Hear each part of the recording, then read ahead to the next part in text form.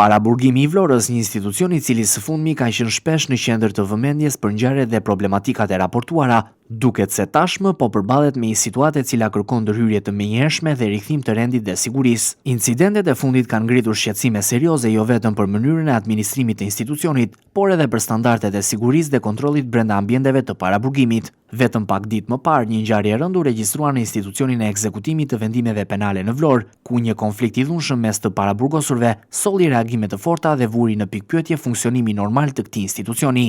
Në qendër të incidentit ishte biznesmeni Eduard Alikaj, i cili sipas informacioneve të bëra publike tashmë është dhunuar brenda ambienteve të paraburgimit. Ngjarja ka shkaktuar shqetësim të madh pasi dhuna brenda një institucioni të sigurisë së lartë ngre dyshime serioze mbi nivelin e kontrollit dhe monitorimit të situatës nga ana e administratës. Pas incidentit, Drejtoria e Përgjithshme e Burgjeve e referoi rastin në Prokurorinë e Vlorës, ndërsa ka nisur tashmë edhe verifikimet për të zbardhur plotësisht rrethanat e ngjarjes, si dhe për të identifikuar përgjegjësit. Por kjo nuk është e vetmja problematikë e cila ka rikthyer vëmendjen mbi paraburgimin e Vlorës. Një tjetër çështje shqetësuese mbetet futja dhe qarkullimi i sendeve të ndaluara brenda ambienteve të institucionit. Vetëm pak ditë më parë u raportua zbulimi i një telefoni celular në paraburgim, fakti i cili ngriti dyshime mbi eficiencën e kontrolleve të sigurisë dhe mënyrën se si objekte të tilla arrin të futen në qeli.